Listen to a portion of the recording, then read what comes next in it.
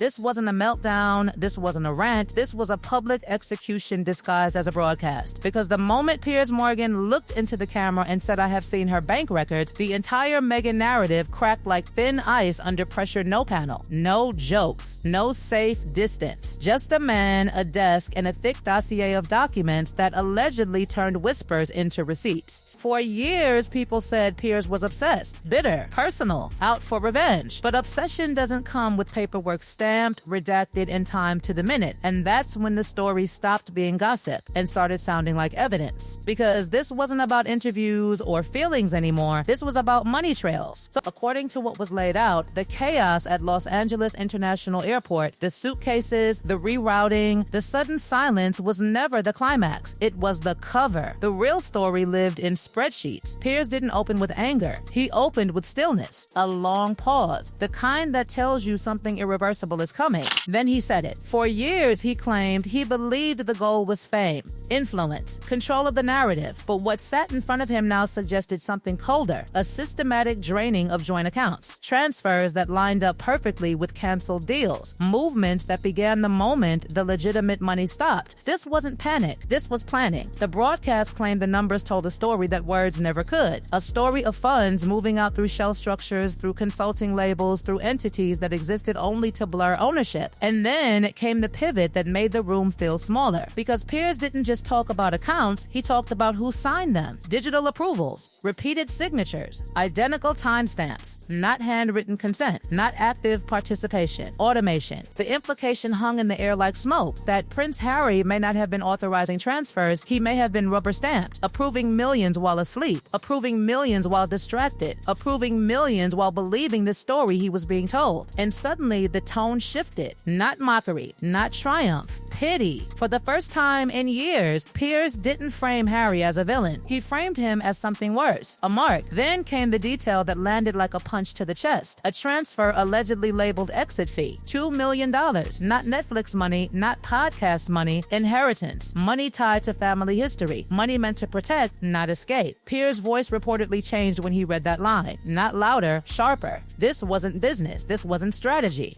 This was betrayal with a receipt. And when he connected that transfer to the timing of the LAX departure, the room went cold. Because if true, the escape wasn't emotional. It was funded. What made the moment explode wasn't just what was said, it was what didn't happen afterward. No immediate clapback, no trending counter hashtag, no army of defenders flooding timelines. Silence. And silence in scandals like this is deafening. Piers asked the question out loud that everyone else was thinking. You can argue with opinions, but how do you argue with a bank statement? Then he turned toward the royal angle, not with celebration, but with calculation. He claimed sources close to King Charles III were watching closely, not intervening, watching, measuring reaction, measuring sentiment, measuring whether the public could separate son from spouse. Because suddenly the narrative wasn't royals versus rebels. It was family versus fallout. And then came the line that changed everything. We need to separate the prince from the predator. That single sentence reframed years of chaos. Not a power couple, not Bonnie and Clyde, but Hunter and Hunted living in the same house. The segment ended not with a conclusion, but with a threat. One more document, one email, one subject line that allegedly read, "The package is ready." Sent days before the flight, sent while cameras smiled, sent while hands were held in public. If that message exists, Piers suggested, then nothing about this was spontaneous. It was staged, timed, prepared. And that's where part one leaves us, not with closure, but with a locked door about to be kicked open. Because when a man like Piers Morgan stops talking about opinions and starts talking about timestamps, the story is no longer about reputation. It's about consequences. The silence after that broadcast wasn't calm. It was fear holding its breath. Because once you say there is an email, the game changes. Receipts turn from numbers into intent. And that's exactly where this story detonated. Piers came back on screen with a different energy. Not louder, not smug, focused. The kind of focus that tells you lawyers are watching, governments are listening, and someone backstage is begging for the feed to cut. He admitted he couldn't show the document yet, but he didn't need to. He read from it. Short lines, clinical language, no emotion, an itemized list, not feelings. Assets, jewelry, watches, diamonds, not sentimental keepsakes, inventory. And when he reached the line referencing pieces linked to Princess Diana, the air left the room. Because this crossed the line even hardened audiences didn't didn't expect. This wasn't about cash anymore. This was about legacy. Piers didn't dramatize it. He didn't need to.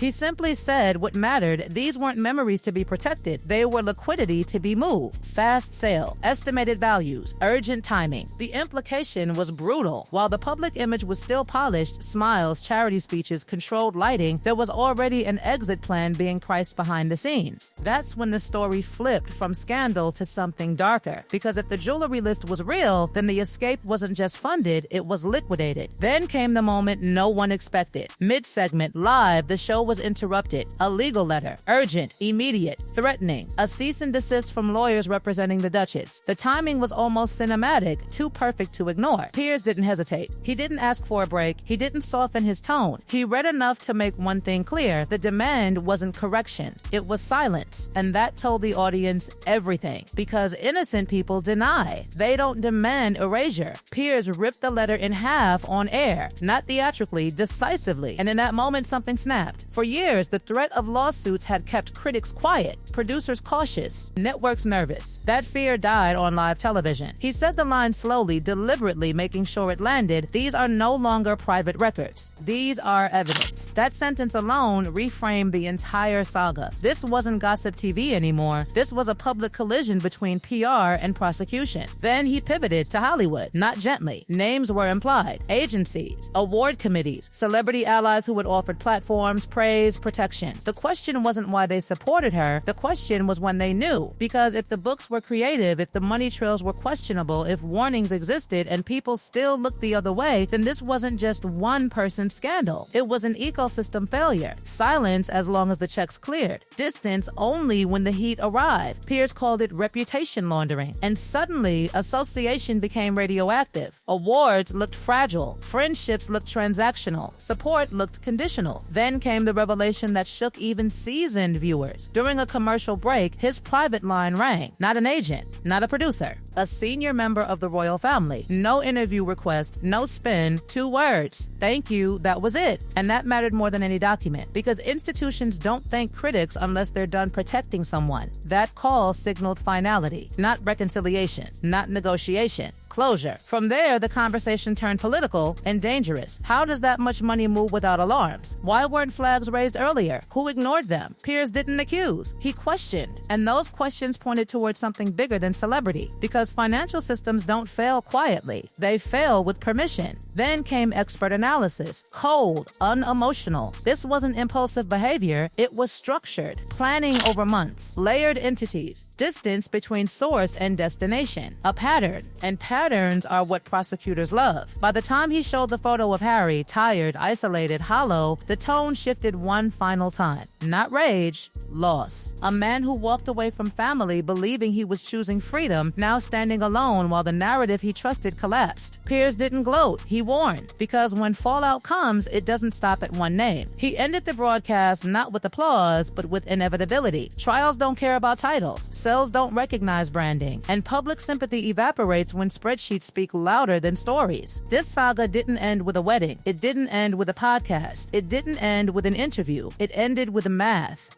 debits, credits, dates, and the realization that the fairy tale wasn't a love story at all. It was a heist told in slow motion until the cameras caught up, and until the cameras caught up, and until the cameras...